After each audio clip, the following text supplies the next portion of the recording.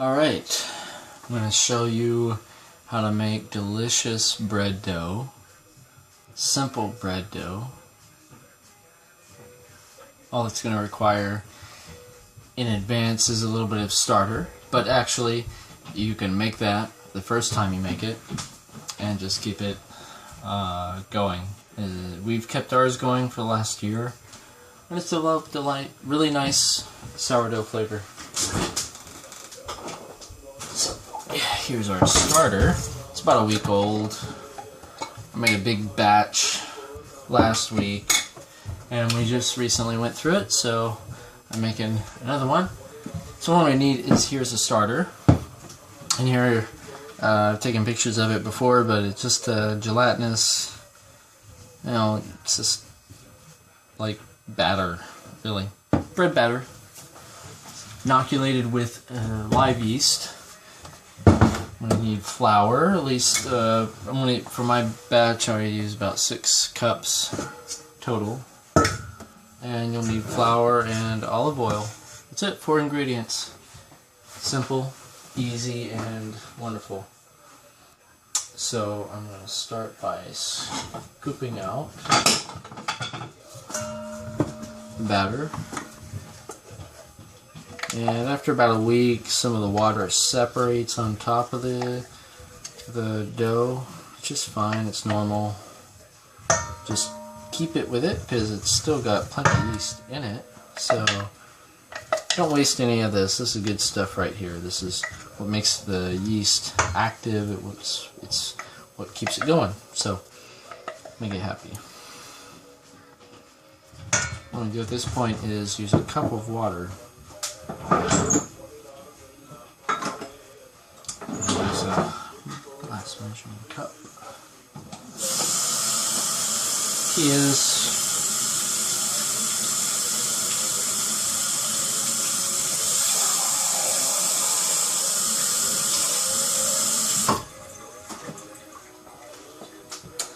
you want this to be kind of like I said, a batter, so make sure that's 1 cup. A little bit less. Actually,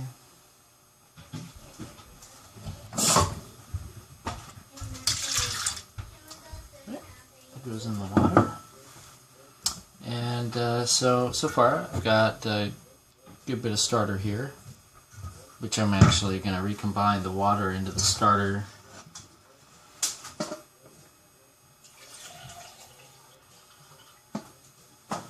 This is going to help me get all of the yeast in the starter out. So as you can see, just shaking it up here, getting all the stuff that was clinging on the inside of the jar onto the outside, or into the water, and there. There we go. All done there. And now,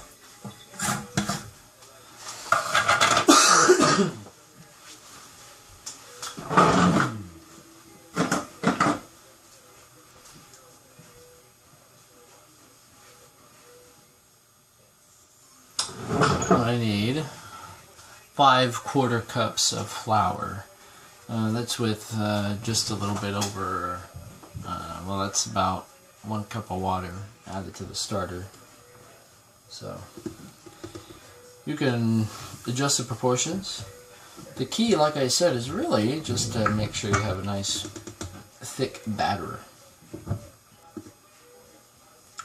And I'll make sure you see what kind of texture that batter should be taking, because it's very important. You can, as long as you know what it should look like, the starter should look like, then you can make the proportions anything you want.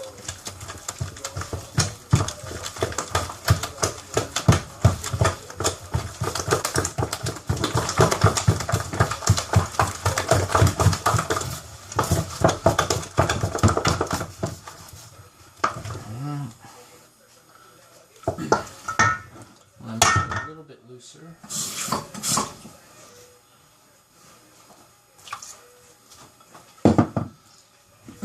what I'm doing here is just adjusting my recipe to make it a little bit more starter.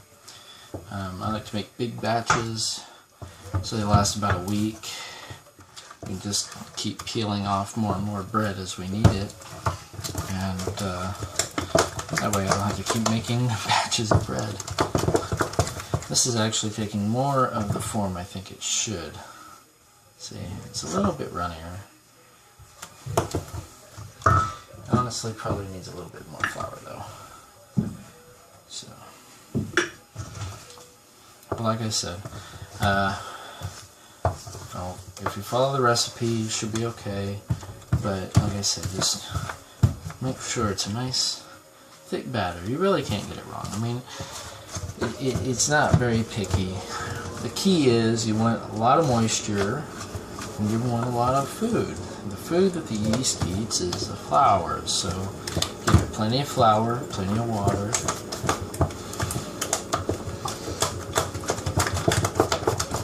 And it'll keep for you in the fridge. So at this point, what I'm going to do is that this is really all starter. This is what starter starts out as. It's flour, yeast, water. That's it. Not even olive oil, not yet. That's used for the actual bread. So here I stop. Pause. Because I need to continue my starter. So I'm going to clean out my starter jar.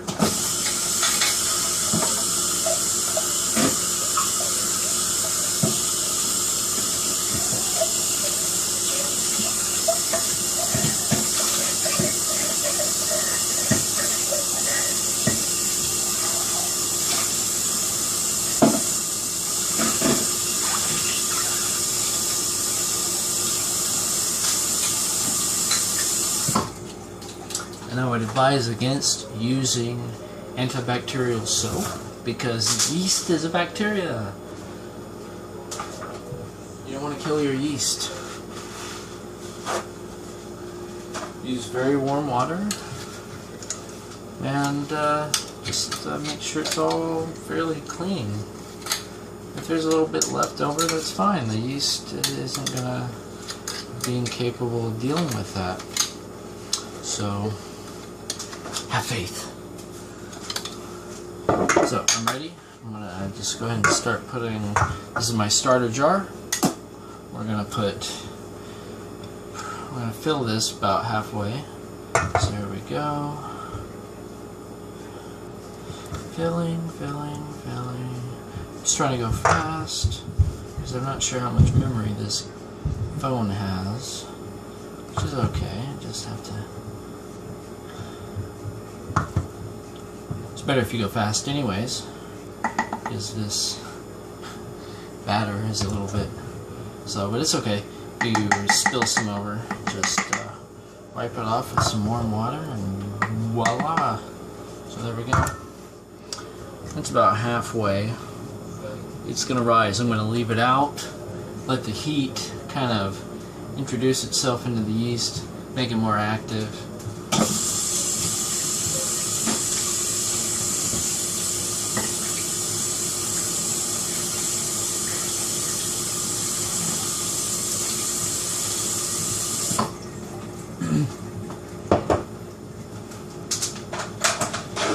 As the yeast becomes more active, it'll inflate because the gluten's in the flour here. Won't completely give like water or liquid, so it just kind of will inflate with air bubbles. Before it expands too much, we'll stick it in the fridge, and the cold will slow it down and keep it from exploding out of the jar. I've left this stuff overnight. I assure you it will explode out of the jar. So don't forget about it. So here we go. This is the yeast and the flour that's going to basically be the basis for the rest of our dough. I'm going to make a lot of it. So here we go. I need 2/3 cup of H2O for every 3 cups of flour. So what I'm going to need I want to make a double batch like I normally do. So I want to have 4/3 cup of flour, or 4/3 cup of water.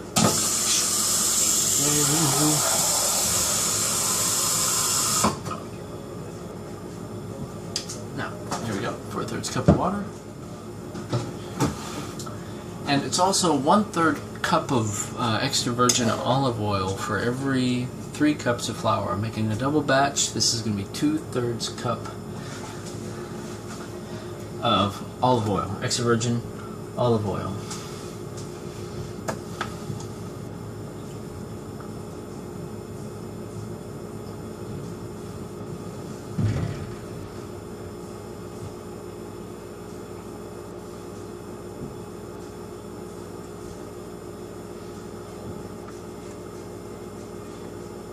Alright. In fact, I'm making actually a slightly larger batch than normal. So I'm going to have a little bit more. That's okay. Don't mind that. Like I said, 2/3 cup of water for every 3 cups of flour, and 1/3 cup of olive oil. Just those proportions will be noted on the video, just in case anybody's interested in making their own bread. It's so easy and wonderful. So there you go. It's really liquidy. Yeast is probably saying, whoa! So what we need are 2 teaspoons of salt for each batch. Double batch is going to be 4 teaspoons of salt, and I've got it down here.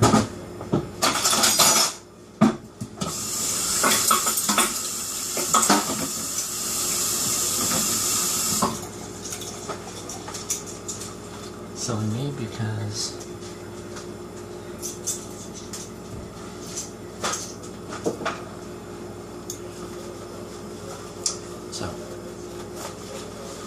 there we go. I'll use kosher salt, of course. It's got less of a saltiness than like iodized salt. That's 2, 3, and a short 4. Compensate for all that stuff I've been spilling. I do that often. And in fact, I want a little bit more of a splash, because salt is great for sourdough. So at this point, we've got all the necessary ingredients except for flour. So here we go. This is a 1/4 cup, so 4 scoops is 1 cup. There's scoop number 4, cup number 1. I'm going to start combining it just real fast. There we go. Bam, bam. Olive oil gives it a lot of wonderful flavor too. As far as its role in the sourdough flavor, I'm not sure. I like giving it olive oil though. I think it does help. The sourdough flavor, that is. It also helps keep the dough nice and moist as it bakes. End up with a nice soft sourdough, which is lovely. So here's what it looks like after 1 cup. It's even runnier than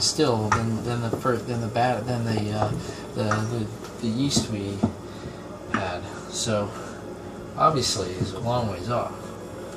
Ingredient wise, we're only 1/6 of the way there. Now we're 1/3 of the way there with this second introduction of flour. This is bread flour, by the way.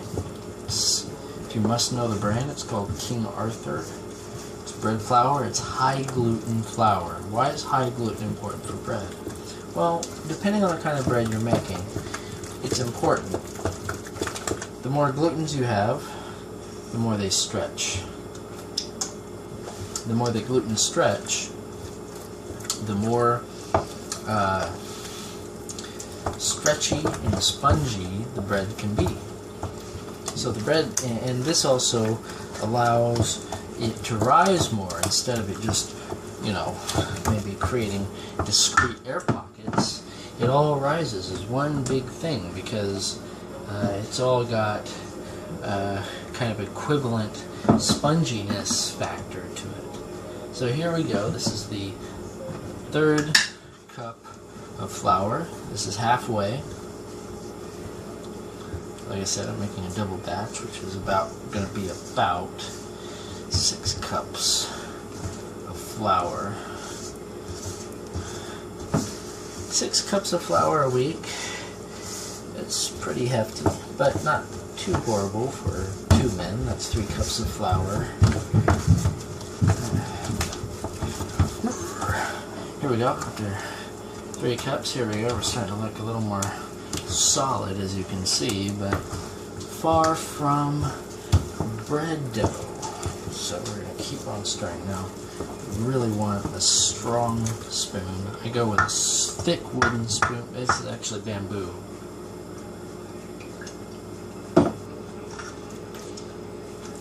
I assure you, you'll probably break many of your utensils doing this.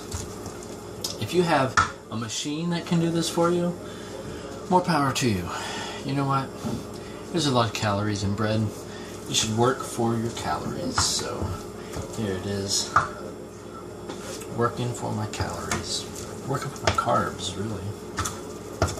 It's a lot of flour. So there's cup number 3. Here comes cup number 4.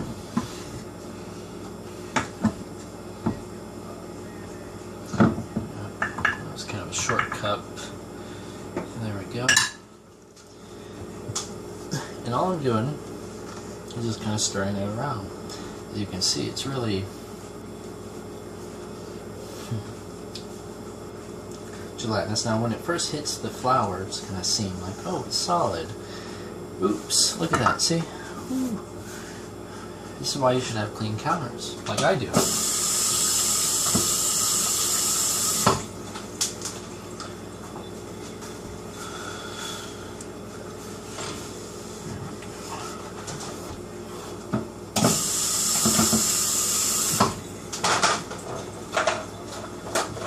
Now, like I said, it's going to seem like it's nice and dry. It's not, it's wet. It's really wet. What you have to do is incorporate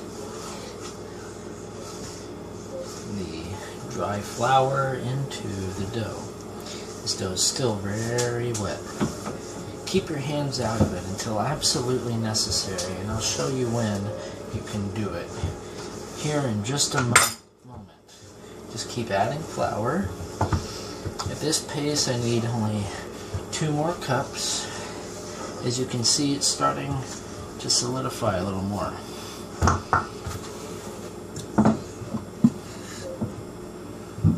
Here comes cup number 5.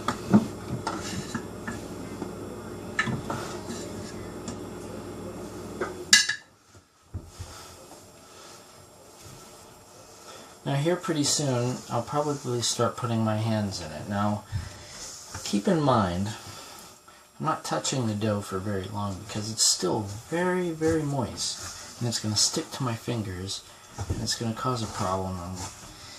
Not a problem, it's just going to be annoying. So as you can see, I'm just kind of grabbing it and squeezing it, trying to incorporate this flour into the wetter areas of the dough, flipping it as I go. It's almost like I'm kind of folding it. So, to actually hit a consistency where I can kind of quickly knead it without it sticking to me, there's still plenty of flour for this to be had.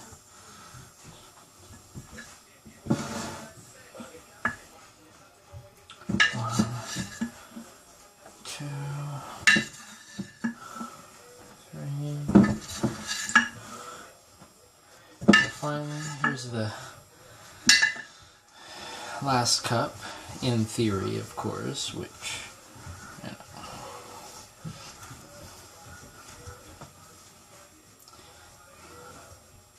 there we go. Just gonna set that there for now. Now, this has hit a consistency where I can finally just knead it in. So the key is to just work it. I like having a bowl like this because it keeps the mess down to a minimum, and it also helps you knead it very quickly. Mix it very quickly. As long as you have strong grip, strong forearms, you can just work it right in. Just kind of shove it around the bowl, get it to suck up that really dry flour, and that helps neutralize that wetness. And as you can see, it stops sticking to my hands mostly, and it's going to get more and more solid as it goes on.